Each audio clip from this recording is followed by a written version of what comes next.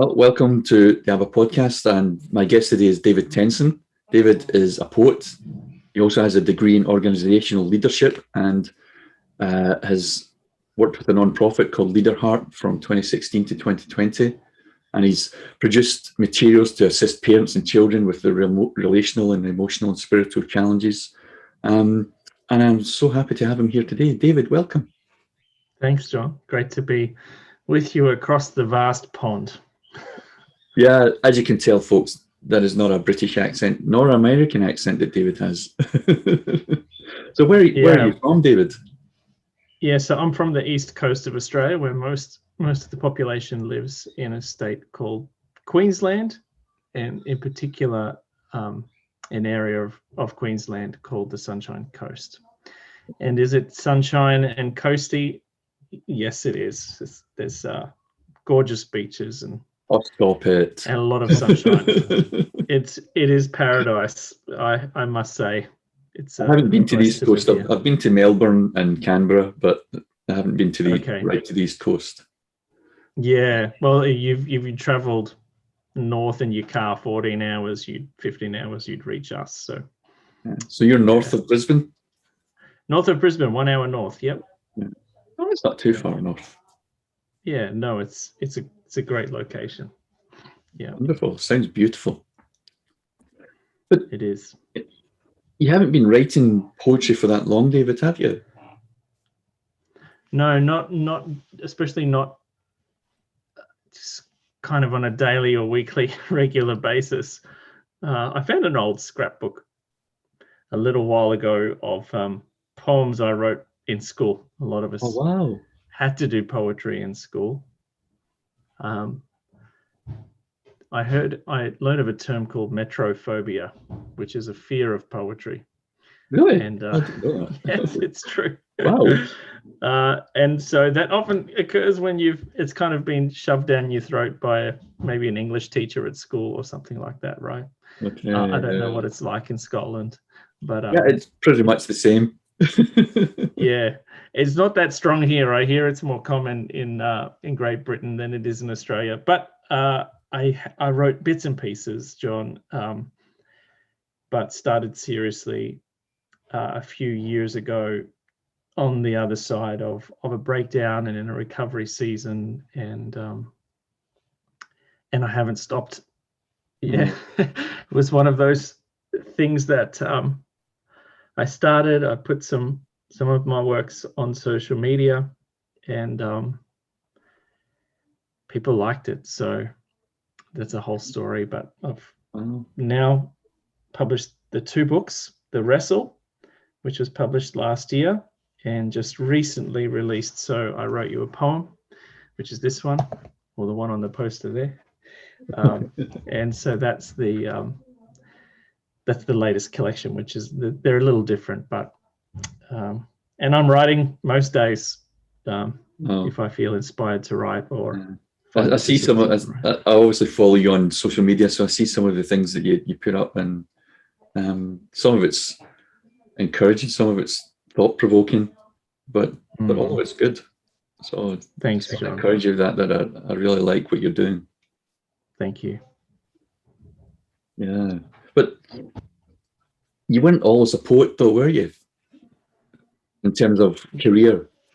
No. So I have, as you mentioned, I've got a degree in organizational leadership and a research degree on the other side of that as well. And I did that over the last few years as I was writing my last book. I was writing a thesis at the same time. Wow. But before that, I spent around 8 years traveling itinerant as an itinerant minister. So preaching at different church communities, and then doing a lot of work one-on-one with people, particularly church leaders and ministry workers and their families in a prayer ministry or prayer counseling support kind of role. So that's where my partly where my burnout came from. That's where my rescuing tendencies found a place to feel valuable. And that's where I met the most incredible people, got an insight into church life across the world. I got to travel to different countries. At the same time, having 3 children and a wife at home, figured it wasn't sustainable long term, so I had to make some turns. But that's been part of my experience that I do pour into some of my poems, and kind of leveraging, John, some of the same giftings as somebody who's empathetic, and we used to say a burden bearer, that you're able to bear another's burdens, which is I think it's in Colossians or Galatians, talks about bearing one another's burdens, and therefore you fulfill the law of Christ. And so poetry has just been a more sustainable way to keep using some of that gifting and it's interesting, isn't it? Because the poetry is, when you're traveling like that, and I've been traveling for the last 10 years, different faith communities and churches, and you pick all of these things up, but where do they go? Do you find that poetry is kind of a release for you in that, as well as creativity? Is there a release? Absolutely. Yeah, so when I started writing, of course, I predominantly, my last book is a bit of a different collection, but my first book, The Wrestle,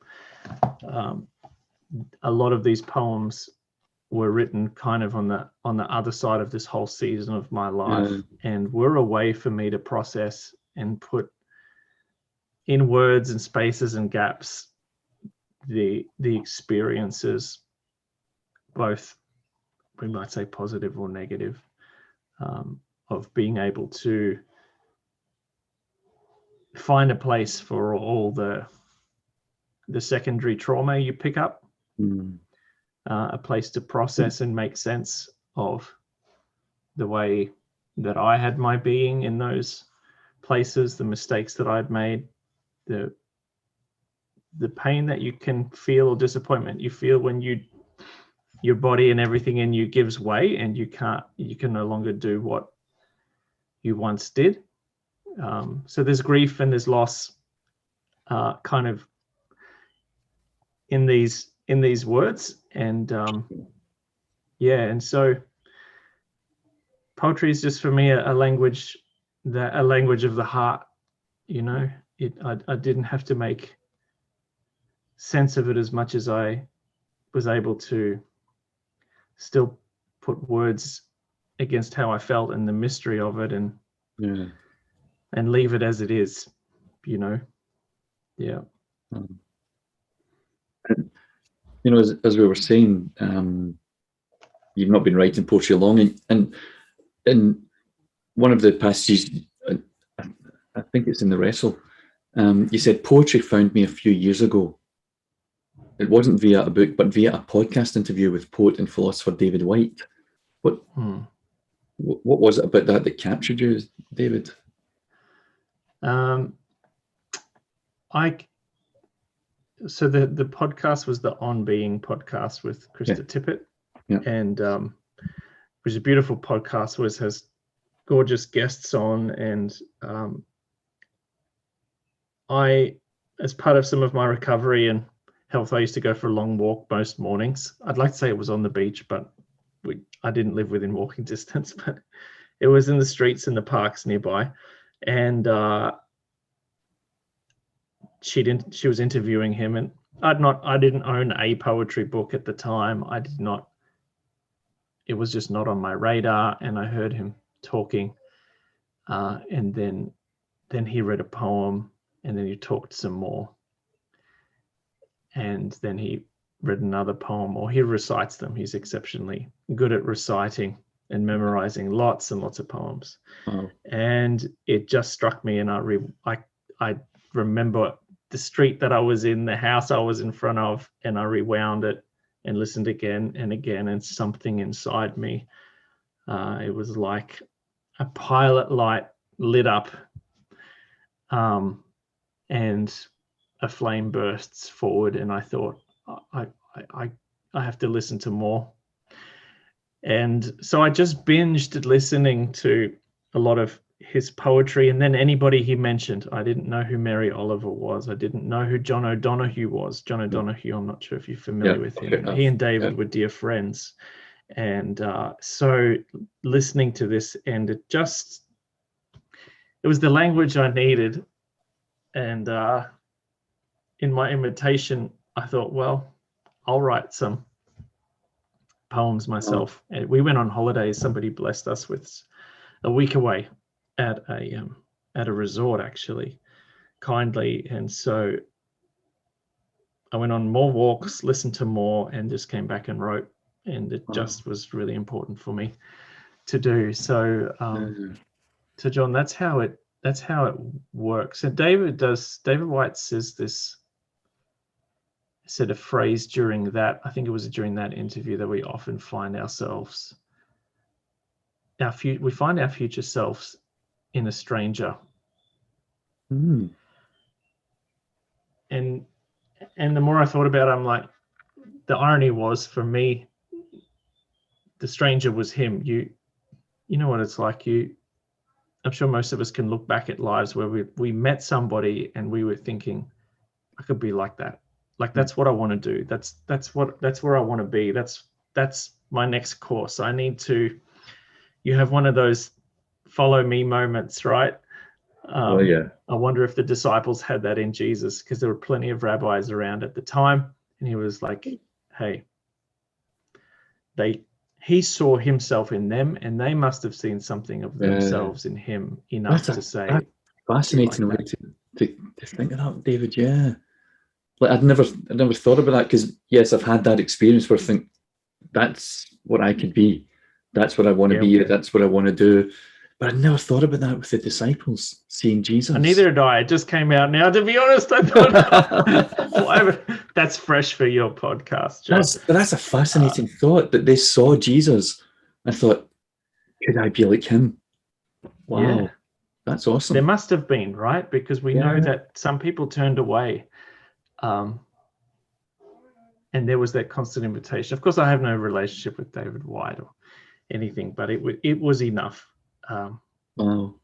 Musicians would have it, artists would have it. Wow, they see a particular artist, they see a particular dance artist, they'll see a music artist, and they'll be like, that's the style of music I need to, that's the style of dance, that's the art I want to do. And for me, it was the poetry.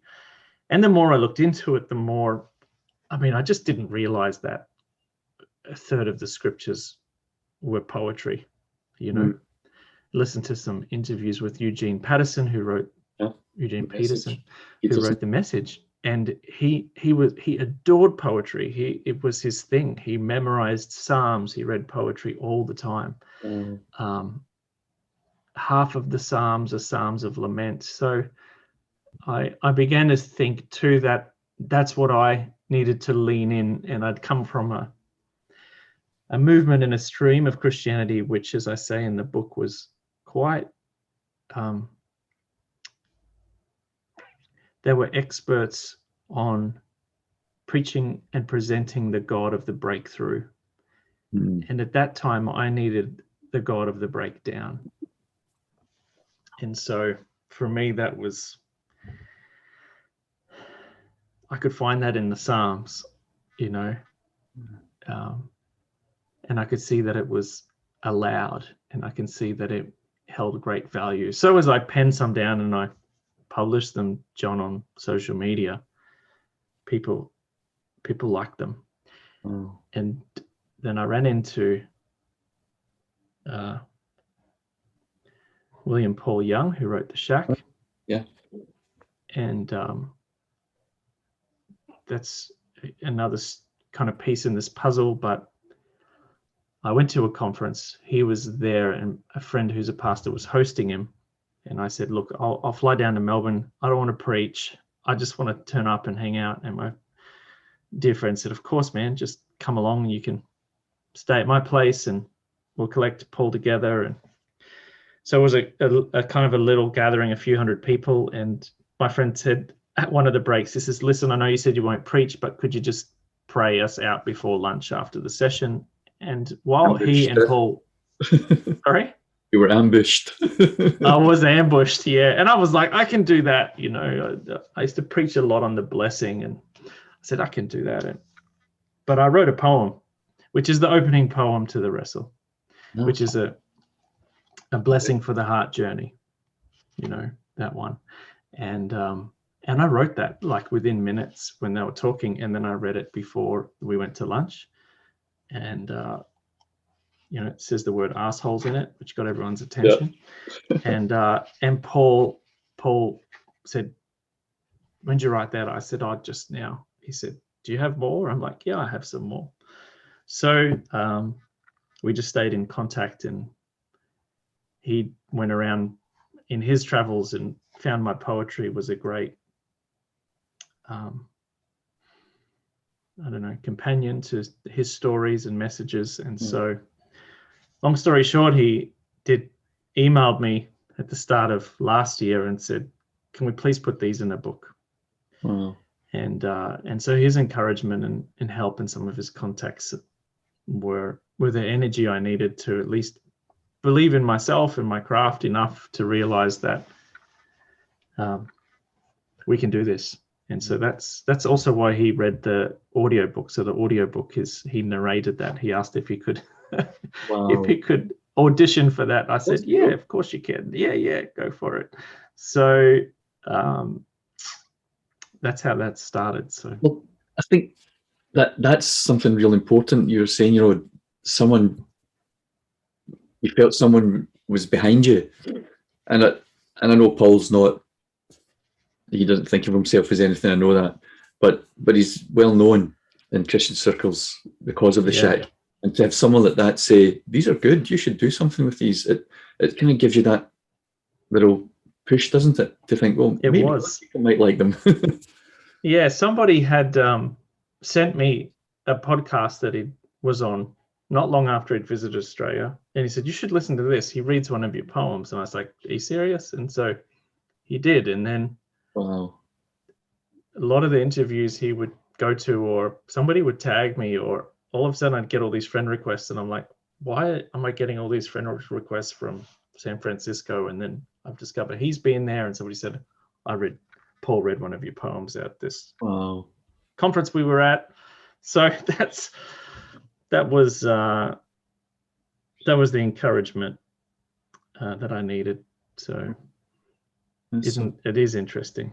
Well, you're right. He wouldn't think about it, but he just believes in people. I wrote a lot when I was in my 20s, late teens, early 20s, but many rejections from poetry magazines and all these different things but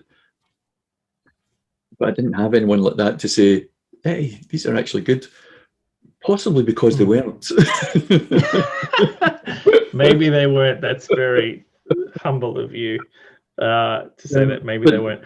I haven't the strange thing is I haven't submitted mine to magazines for two reasons, John. Number one, some of the rules are really strict, right? Like it will be unpublished, can't be published, can't be anywhere, and you're basically handing this magazine sole publishing rights to a poem that you've sometimes paid to submit. And I was like, man, I'll publish them in my own book. I've self-published everything with a print on demand. So that the game has changed. The publishing game's changed a bit too, John. You know that over the years. Over the last 40 years, it's very different. it's still a lot of work, but it's a capital of time and passion and energy, not having a garage full of books you hope will shift and sell.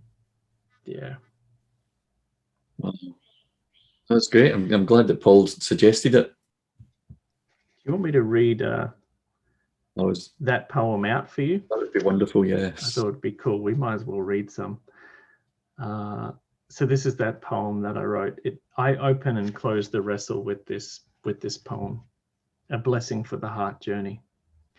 Today, fellow fallers, rescuers, recoverers, winners, losers, famous and infamous, I bless you. The runners and the lame, the bankrupt and the billionaire, the saint and the sinners, the lost and lonely, I bless you. I bless you with knowing that the journey of 1,000 steps will be paved by potholes, sinkholes, assholes, and whatever it takes to make you whole because you are human. I bless you with knowing that the invitation to face the world with an unveiled face may be done at your pace or never at all because it's an invitation. But know this, by love and choice, Trinity's unmasked face shines upon you and is gracious to you. Trinity lifts up their faces towards you and offers you peace because you belong. Mm.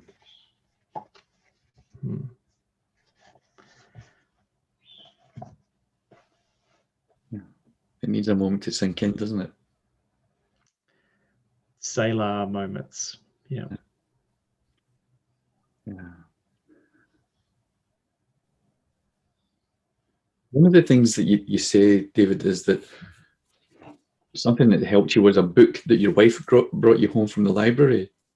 There's a chapter in it that helped you to see the codependent parts of your soul had got you to where you were at that point, but the next part of your journey, they had to be dismantled. Can you enlighten us a little bit on that? Yeah, the book was by, it was just a book from the local library. It wasn't from the religious section or anything like that. And she borrowed it and it just sat with all the other books we borrowed. It was a new release. It was called Letting Go of Good by Andrea Matthijs. And turns out she does have a faith and she mentions Christ a few times in the book. And it's all about having good. If we want to be good, the problem is who sets the standard in the bar of what good is. So she's a therapist. In the book, a few things happened because my wife was about to return it. I said, I'll flick through it. You have to understand at the time I'm recovering from some pretty severe burnout. I'm useless around the house anyway. I didn't know what the future was holding. I just knew that there was a few things coincided. All the compassion fatigue that I suffered just spending too many hours trawling through people's problems and not enough supervision and rest. Having 3 school-aged children. This was our form of income as well. And that's another pressure in Tyler, is that a different pressure. It is. It's a huge pressure. So I read this book and I open up to this chapter and on empathy and empaths, and she uses this story of a young boy called David who grew up in a family and his parents didn't know that he was that empathetic, that he picked up things around him, that he was able to feel what other people were thinking and feel what other people were feeling or maybe and not thinking about, even the things that they were unaware of. And I'm like, that's me. And you used my name. And so I was hooked and I read it, and she talked quite a lot about codependency, rescuing, and I'd done a bit of work around that for a bit about myself and clients, but I delved into that. And then also during that time, I was getting some preministry counseling myself and had I've been walking with Jesus for about 25 years, but some of the encounters and experiences I had in those therapy sessions were left an indelible mark on my soul and my spirit that I said to somebody the other day, if I never read an ounce of scripture again in my life or was stripped from every Christian community, I wouldn't care. Like Jesus, I encountered Jesus time and time again. his kindness, his non-violent nature, his patience, his love, his desire to restore and to go at the pace that I was willing to go at. All the things. So that was some of my experience during that time as well. And in the midst of that, I realized I was codependent. I was rescuing all these people. And the book kind of helped me along with that as well. In my next book, I'll probably talk about it a bit more and share some poems that I've written on some of those, I guess, deeper things. It's always a challenge if you write poetry as personal as this, which does resonate with a lot of people once it's published. But for those that are listening that have written and published or work in the arts, you'll know some of the dichotomy between something that's deeply personal to you becomes a product, that sells or is marketed or goes out there. And you just almost have to remember it's not a zero-sum game. Now that I've shared it, it doesn't matter. You kind of have to see it like a candle that sometimes lights other candles. Sometimes you're still working through it. I am still working through it. Absolutely. Let me read you one of those poems if you like, and I can give you so the chapter in the wrestle is called on boundaries. And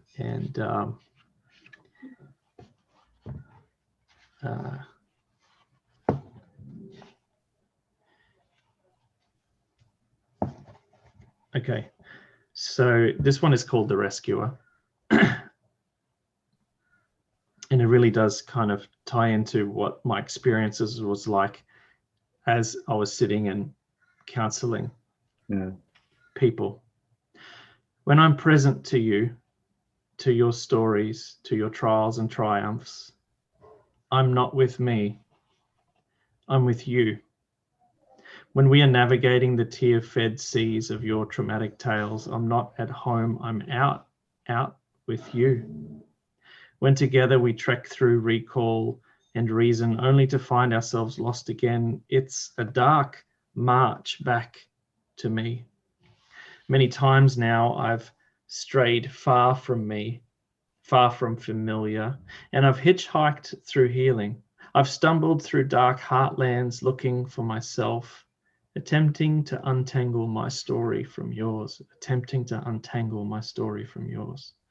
finding and binding the armor I gave away when your vulnerability took you too close to the edge of yourself. So please, pardon me. Forgive me when I pull back, fall down, collapse, go missing, and need help, for I am a recovering rescuer. And as one who limps with aid after having hip touched by angel, I am learning now how to move with strong boundaries and fierce refusals. I am learning to walk without leaving myself behind. I am learning to walk without leaving myself behind. Yeah, when I read that kind of stuck a note with me. Did it? How so? Well, because I'm a rescuer. And if I'm not careful, like you say, you lose yourself in someone else's problems. You saw myself as the answer to people's problems. Yeah. Of course, having trained as a minister, you're taught that you're the answer to everyone's problems. It's true. But it really fed into that whole, and some of that stems from childhood. I felt that I had to rescue my mom. You shared before the recording one of the poems in my recent book spoke to you. And so I never realized that a lot of my rescuing throughout life and ministry was actually still that little boy trying to rescue his mom. Yep. That was the roots of it. And I've worked through a lot of that, still working through. But when I read that poem, I thought, oh yeah, I recognize that. that is so familiar. Yeah, I find it's something I have to manage. I do hope I grow out of it, but it's a challenge, right? Because Yeah. there is a call for us to live with I like how Richard Beck puts it, with an eccentric identity, and something that's eccentric doesn't have you in the middle. Yeah. You know, and an eccentric identity where our self or our ego's on the edge, I think, is what we're called to live, the kenotic type lifestyle, and where we are self-emptying. I think for me, recovering from being a rescuer, the biggest part of the battle was recognizing that that's what I was. Yeah. And recognizing that that is not healthy for me. Because it goes completely against all of, what to say, but against Christian teaching. You know, forget about yourself, just pour yourself out for others. But if there's nothing coming in at the other side, absolutely. Like, you know, you said earlier, there wasn't enough supervision and rest for you. Yeah, I didn't have that. I didn't have that.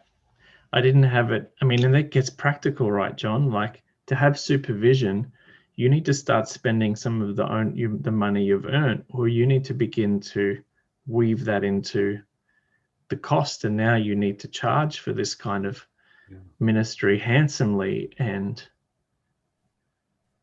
you know, I would always prefer to buy clothes and shoes for my kids than and see their needs met.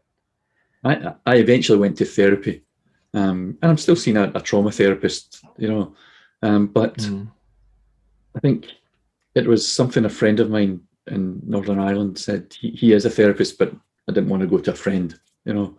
And he said, you know, you have to measure up the investment that paying for a therapist is in your life, and you have to measure up whether you think you're worth that investment or not. And I was like, ouch. And when I looked at it honestly, there was a part of me that didn't think I was worth that investment. You know, but I know. Thank God that he actually said that to me and made me think about it. You know, it's just when you're saying about spending the money. You know, I know there was definitely that. Even my wife would say, "Come on, do it," but of course, that's not what the codependent and rescuer wants to hear either, because your ego's in part fed by this. You're so used to that script where, well, there's this others first. I'm not the needy one. Correct. I'm the one that meets everyone's needs. And I think beneath that too, John, I discovered, and it's something I have to keep. I would say this to myself probably now, still on a monthly or fortnightly basis. You're not to be the atonement for what's going on here. And part of my recovery and the repentance in my recovery to be more Christ-like, but still allowing Jesus to be Christ, was for me to say, I'm sorry for placing myself as the atonement, as the solution, as the answer to this problem, that I thought I needed to sacrifice myself and my life and my well-being and my family and my health and lay that all on the altar of another person's well-being. And in doing so, I've usurped your work. Ultimately, there's a part of me, Jesus, that doesn't trust that you've got them or you've got me. So I'll do it myself.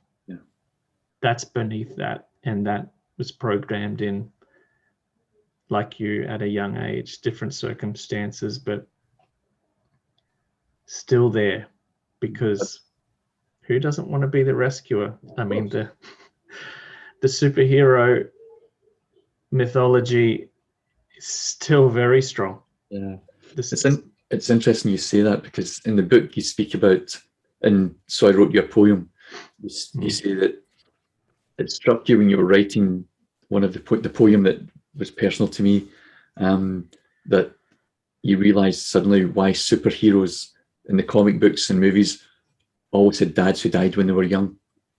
Yeah. And they became rescuers.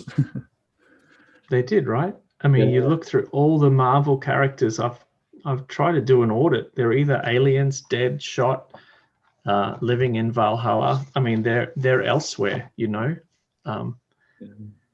Superman's sent away when he's a baby. Batman sees his dad murdered in front of him. Yeah. You know, Iron Man, an orphan living with his aunt. Yep. Spider-Man. Who else is there? I mean, you go through it. The Black Panther in the recent things, his father dies in one of the episodes, and then he meets him again. Thor, his father dies again. He meets him in the afterlife. And there's always this father wound, John. Yeah. And Disney put it in there because they know. Yep. They know the hero's journey. They know the rites of passage. They know the wound and the narrative for belonging, identity, and adventure, and a returning home and coming into who you are includes a letting go of those things and coming into who you are. But very, very rarely ever is it. Even in Finding Nemo, Nemo goes missing, you know. I always say that's the gospel in 90 minutes.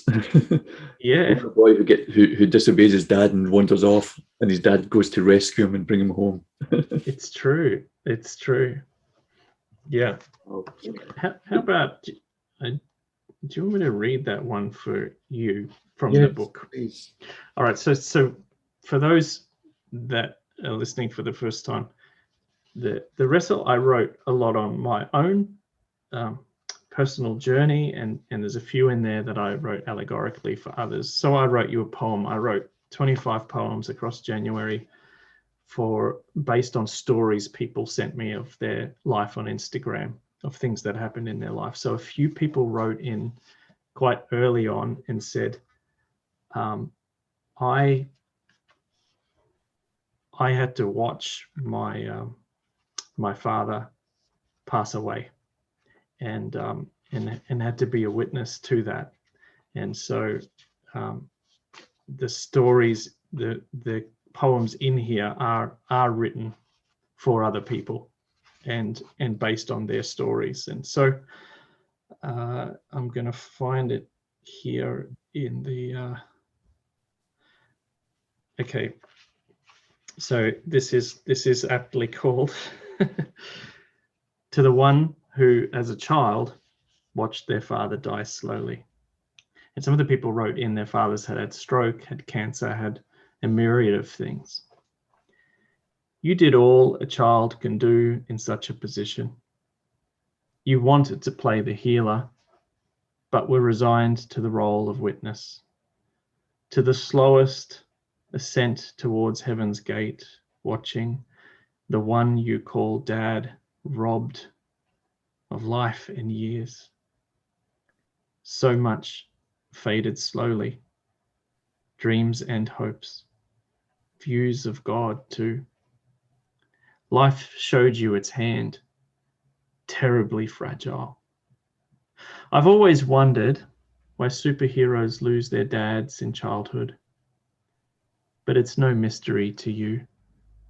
You watched the one who was supposed to be strong lose a long and painful battle, and you knew it would take grit beyond tears to carry this memory beneath your Bruce Wayne facade and avenge his death by choosing life every fragile day.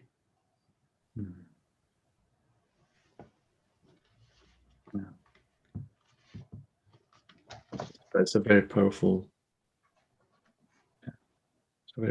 thing. Consider it written for you, John.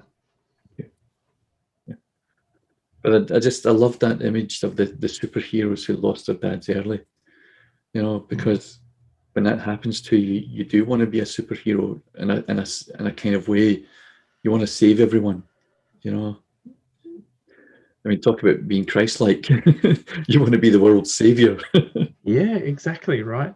Yeah, you do want to be the atonement. Mom, so you want to save everyone else, as a kind of, it's like a kind of redemptive thing where I failed my dad or I failed my mom, so I can't fail this person. And like you say, it leads you to a place of a real burnout and brokenness, because you can't rescue the world, you can't save it. No. And you can't fix other people's problems. No. Especially when sometimes the person is the problem. We create our own. I think, I don't know when it happened for you, John. For me, when I say when it happened, when the revelation came that this was no longer a way that I could continue. For me, it did start to unravel in my late 30s and around midlife, when the tools that I'd used and made the best of, John, I guess that's the thing. Like, we do the best with what we have to find our place in the world. And if that means the skills that you picked up trying to save the world gives you a place in the world for the next few decades, maybe provides an income, a sense of identity, we'll wrap ourselves around that. I heard somebody say that during childhood, we really are incredibly egotistical. It's part of our development. This also means that when bad things happen, because we're the center of the universe, of our own universe, we tend to be the center of the blame as well, or the sense of great responsibility. So the blessing's been with my children too, is now, and you always wish you knew it a bit earlier, but particularly now, I will pick up on times that my children might, particularly my youngest, just to keep peace, because the two eldest are arguing, like, who gets to sit, who doesn't want to sit in the middle. He'll sit in the middle just to be a peacemaker, just to be a peacekeeper, I should say, and at his own convenience, with his own sore back, even when it wasn't his turn. And this happened recently, and I pulled him aside and I said, hey, listen, you do not have to sit in the middle on the way home from this big trip, because you sat here all the way there. And I know that you're just doing this because you don't like the others two arguing. And it's easier if you just sit in the middle. Hey, I said, that is not your job to make their life more comfortable at your own convenience and rescue and stop the fighting. That's not your responsibility. That's mine and your mum's responsibility to manage that conflict, not yours. And he just started to cry and tucked his head into me, and he felt seen and understood, and he knew that I caught him out, John. He's busted, really. I busted him in his rescuing tendencies, but in the best kind of way. Yeah. And if that's a gift that I can give him, is the language and permission to not have to be the pseudo parent, to not have to rescue a situation, to not be a peacekeeper by being the atonement when it's not his job or responsibility, then that's worth it, David, that's beautiful. It really is. Yeah. We've been talking about when we were young and things, and I love the little story you told about swinging in the iron gate at the supermarket and interrogating people walking past with their groceries. And you said your dad loves telling the story of a time you had a lady unpack entire 2 bags of groceries and answer every question you had about every single item she had bought. True. But you go on to talk about how that led into the whole faith thing when you began your faith journey, and all the questions you had, and someone always had the answers. It was the pastors, it was the Christian bookstore, it was YouTube, it was, but then you said, and I love this, you said, but then things stopped adding up. How do you mean? I think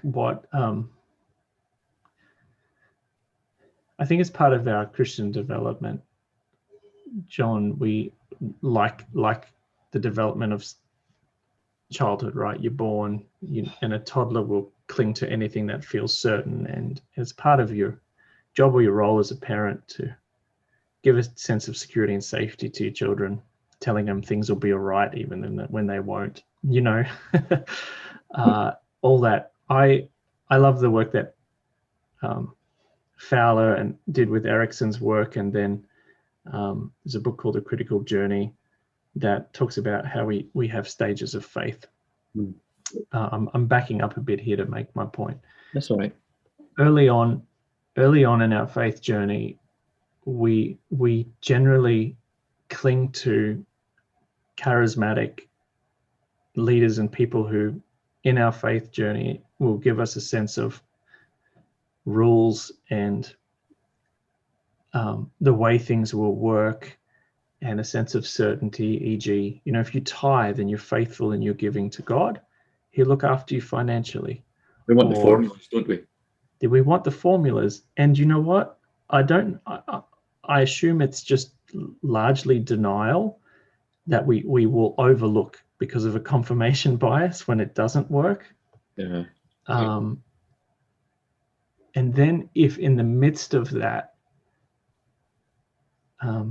trauma and failure and things stop adding up and those formulas stop working, after a while and after some time, we almost I think we partly allow ourselves to just take stock and dare I say think critically, John. I think critical thinking's rather missing. Probably lacking a lot in faith. It's hugely lacking in a lot of faith circles is basic critical thinking, because people don't generally feel safe in our theology, and a lot of our church communities aren't psychological safe. And I say that from my organizational leadership degree. It's also presented as a lack of faith to think critically. Yeah, now it's all your fault. It's presented like unbelief. Yeah. And then unbelief then comes with the assumption that it's not allowed, that God does not approve, it doesn't please Him, and now we have a God who's angry if we don't believe Him, and then He's punishing, and then if something does go wrong. But here's what I've discovered, John: everyone dies. Like you can be the most faith-filled, healing, prophetic, John G. Lake, Smith Wigglesworth, A.A. Allen person, but they're all dead, John. And everyone they prayed for is also dead. Like one day you die, and they die. So there's this almost this immortality myth and story we buy into. And what happened for me, that I was kind of part of that, but the formulas stopped working. The answers I gave they gave me were pat answers, and I still ended up in my occasion, all of my children's births were traumatic, particularly the last, and my wife spiraled into postpartum depression, which I talk about, and so I wrote you a poem. And that's amazing. I love that poem. Oh, thanks. We're just faced with life, as Kate Bowler says, is a chronic condition. Like it just, no one likes this word, life and life abundant. Yeah, it's true, but we all get the same prognosis. My old church used to have that as a huge banner across the back wall, and it was even there during the funerals. It was even there during the sicknesses. It was even there during these dramatic times. So I say all that to say,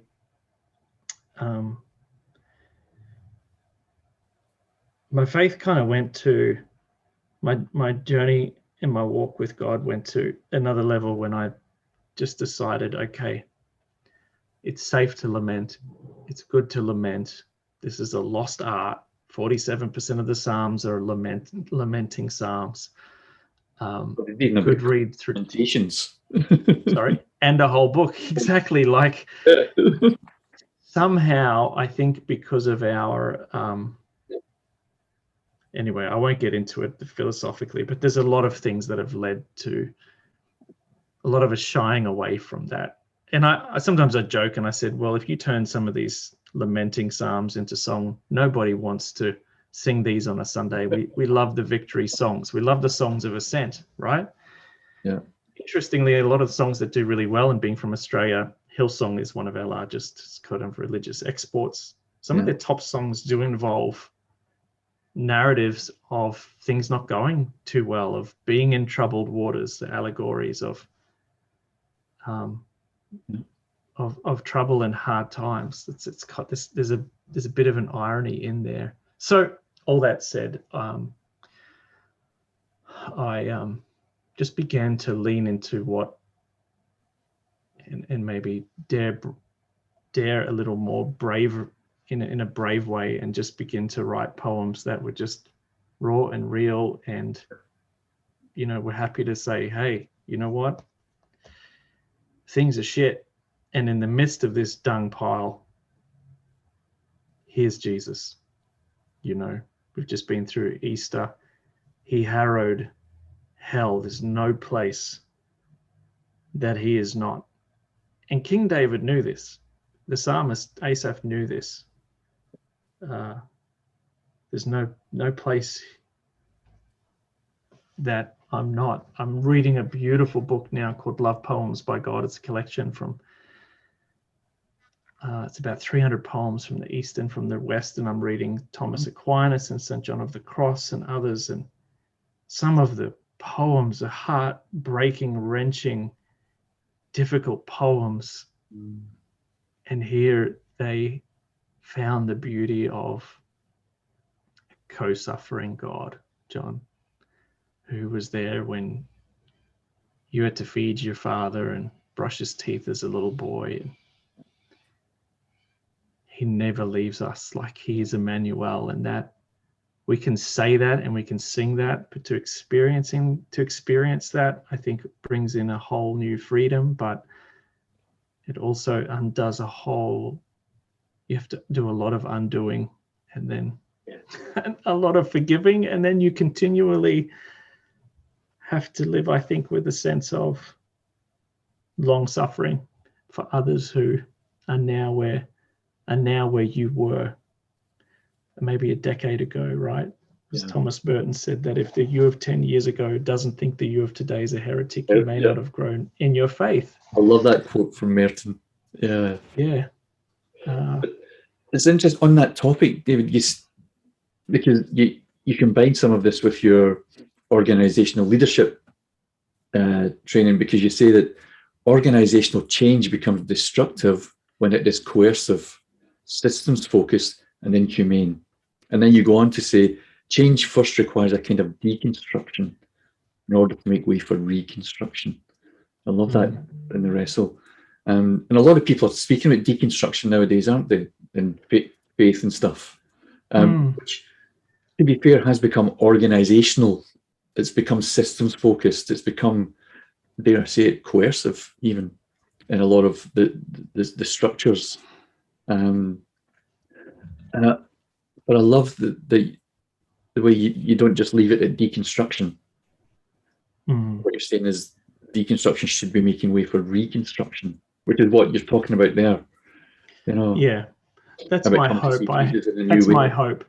Yeah, that's my hope. I've had some pushback on that commentary, things I've put on YouTube and other places. It's always interesting, the different people that consume different social media, but my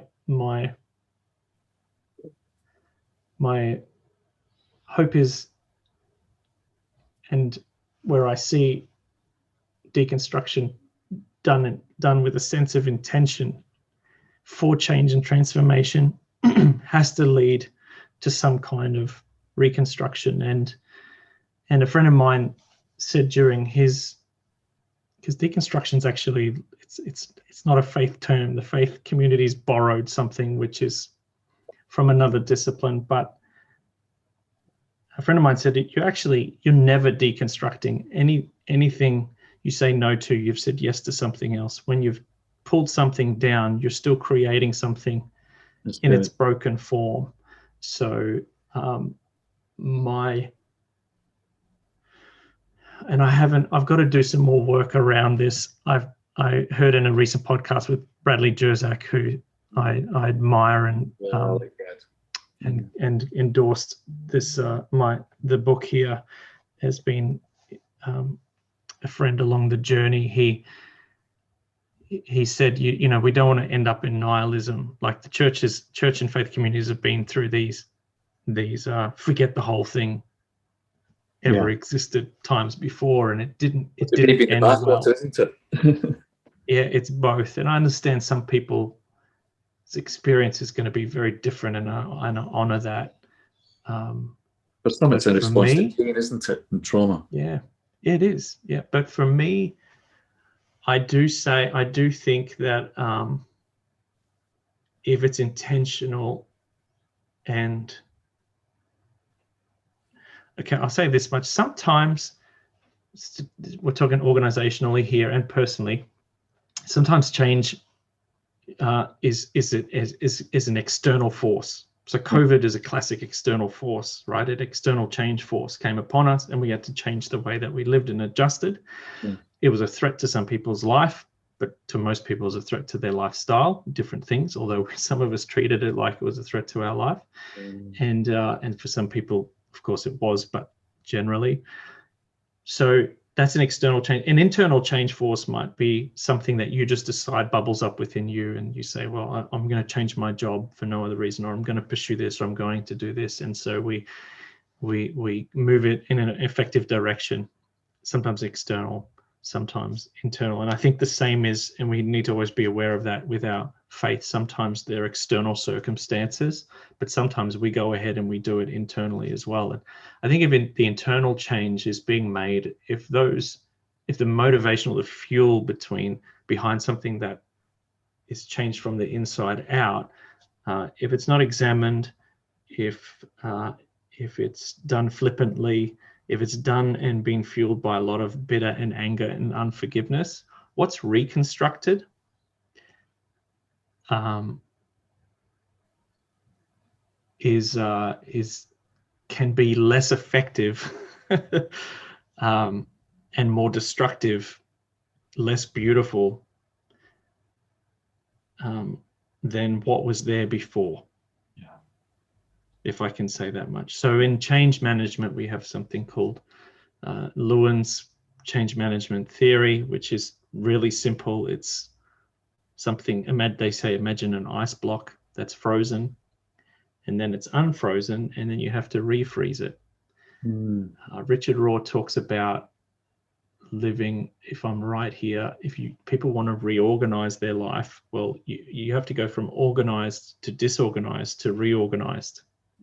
If you rearrange the books on your shelf, they all have to come down and be disorganized before you reorganize them.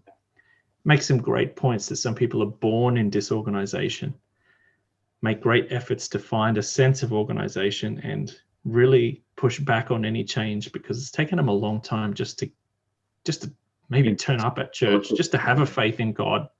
Even if you or I might think that's kind of maybe a destructive faith, it's like, I don't know this story. Like, I'm not here to judge, but change, however you look at it, generally has these phases: life, death, and resurrection. Sowing and reaping, the grain of sand falls to the earth and dies and raises up. So that this cycle is built into, I guess, the universe of all change and transformation.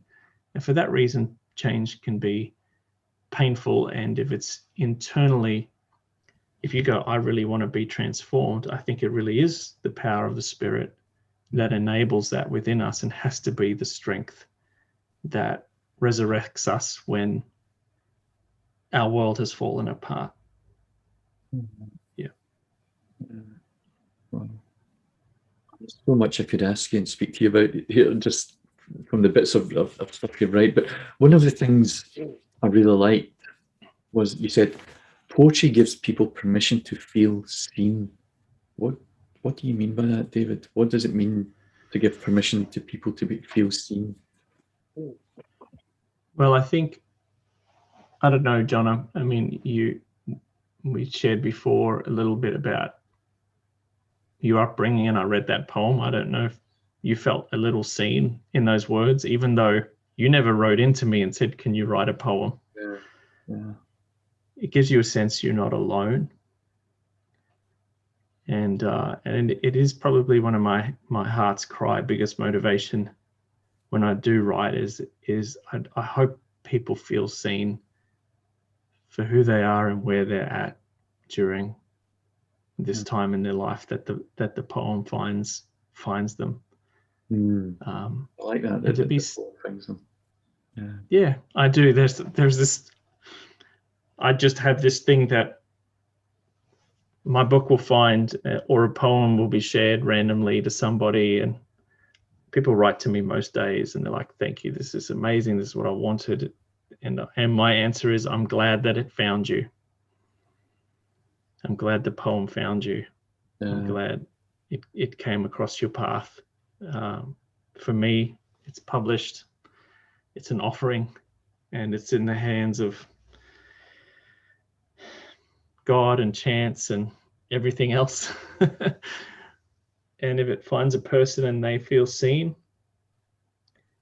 and it moves them to, for a moment, realize they're not alone, and I've granted them some words and permission to be themselves, to feel what they need to feel, it's kind of mission accomplished, you know. And understanding too, some people don't like it, you know.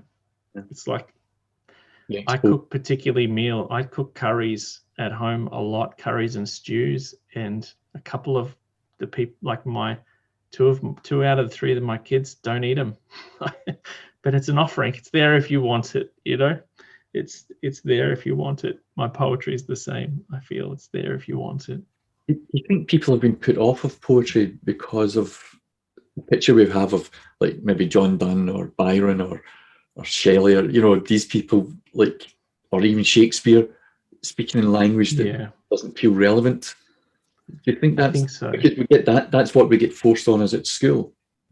That is what a lot of us have learned at school. I wonder if that's what disenchants people about poetry. That's probably the best word, John, is disenchantment, because I think poetry has within it an enchanting power. There is a mysticism, a mystical power to stringing a few words together that bypasses those kind of, as C.S. Lewis says, it just sneaks past those sleepy dragons and gets straight into the cave of our heart. And I do think that is a tragedy, but I write in a free form type of poetry. I have great respect for people who are able to write meaningful, beautiful poetry that's in a sonnet. Don't know if you know the app Clubhouse. It's kind of like an audio social media hangout place. And so I've joined some of these poetry rooms, and there are these usually African American, you know, they're all over. It's like 1 a.m. and they're reading poetry they've written that day, and it's phenomenal. It rhymes, there's a rhythm to it, there's alliteration, there's this rawness. These people aren't published, won't be published, and I feel like, you know, if I play the comparison game, I wouldn't even come close. It's like it comes out of their pores. It's phenomenal, but that's their style, you know. And so my style suits Benjamin Zephaniah, you know, who's I don't know. He's a British guy, Benjamin Zephaniah, but poet. Or John Cooper Clarke. I don't know if Okay. you've heard of John Cooper Clarke. He was a punk poet. Yeah, right. And it was one of the first times I understood that poetry could be fun. Yes. Because a lot of his poetry brought out belly laughs because he just got it so spot on. Yeah, yeah. I did grow up with some, I'm not talking Dr. Seuss, but my dad liked Spike Milligan, so we had some Spike Milligan books around, and he wrote a lot of poetry. He was great with lyrics. Like I never realised that poetry could be fun. For while I was at school. And I don't know if you've heard of the Scottish poet Edwin Morgan. His name rings a bell, but did you like him? Oh yeah, love him. But he did a poetry reading that I attended, and he did a poem called The Loch Ness Monster, and it had no words in it. He just made a load of sounds. Yeah. But it was so good, And I thought, this is fun. This isn't just intellectually stimulating or whatever. It's just fun,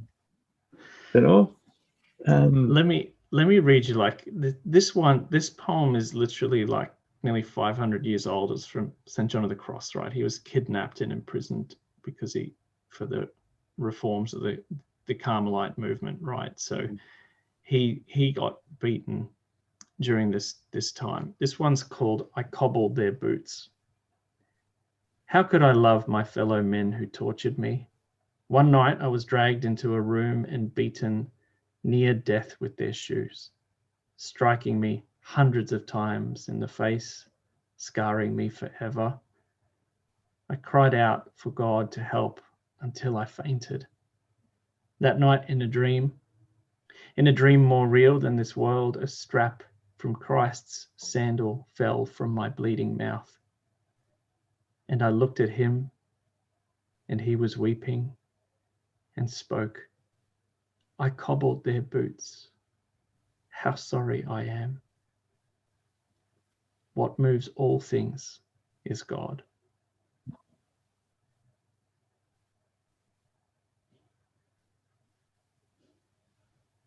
Oh. That night in a dream more real than this world, a strap from Christ's sandals fell from my bleeding mouth. And I looked at him, and he was weeping and spoke. I cobbled their boots. How sorry I am. What moves all things is God. I mean, to live with a revelation and to have encountered the Jesus weeping because all good things come from God, and maybe that's their boots. If Christ is in all things, he was in the cobbler who cobbled the boots that he was kicked in the face with. I mean, wow. I don't know. That's huge to try and wrap your head around. I know, right? Yep. The instant reaction is like, well, you bloody well shouldn't have. I know, but and to pull that apart theologically, John, wouldn't that just take pages and pages, and you'd almost have to then give reference and to put that in a few hundred words on a single page that 500 years later, you and I still sit here and think Christ's in all things. And he weeps. It messes with you emotionally. I know. I cried when I read it. I wept. It's so, this is what poetry can do, right? It can take something incredibly tragic and create a masterpiece from it where it takes your breath away. It's mystery, isn't it? Yeah. It's mystery. And I'm saying that because I've just written a little bit here where you said, like many, up until things stopped going my way, I had very little room for the mysteries of God. Then I only really had made space for mastery, religious mastery, to be precise. And it's that mystery of you can't answer it and you can't take it apart in tomes of writing and still never understand. Yeah. And it seems like we're uncomfortable with mystery because mystery doesn't have an answer. You know? No. It's true. It's true. Incredible. There's one thing can I ask you to read one more poem, David? Of course, of course. Could you read Kind of Way? Of course. This is one of my favorites. It's back to that like mystery and not knowing and not having answers. Yeah, and we're still in our Easter weeks if we follow an Orthodox calendar. Of course, because this was written before Easter a few years ago. Kind of Way. It's from the Wrestle. I know that you know, so I should probably confess it. Not because it's a bad thing, but because it's normal and necessary to admit you've disappointed me and continue to. Although I don't mind as much now. Still, there were many times I prayed, followed the rules, gave my two mites, did all the things I was told would work, and others certified with charismatic conviction to do more, give more, faith more, sacrifice more, lots more, but still nothing, no breakthrough like I believed for, like I prayed for. I underestimated you. I wanted to believe you were containable, constrainable, and reliable in the my way kind of way. The magician, hitman, slot machine, deal maker, earth shaker, genie in a bottle kind of way. Then I recalled that on a dark but necessary day, you took yourself and my kind of way and the cosmos to a cross. Then you went missing for 3 days and my world fell apart. All my hope exhaled a forsaken surrender and my heart broke and my dreams broke and my kind of way kind of died again. And there you were, alive and the same, but not really. A resurrected form of you that even took familiar friends by surprise. And that's what you keep doing. To this day, you keep failing and disappointing me in the best kind of ways.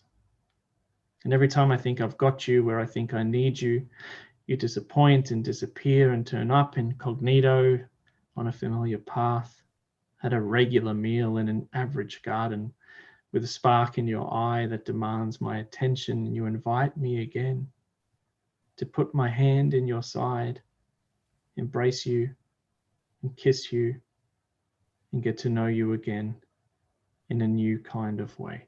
Wow. It's everyone's journey.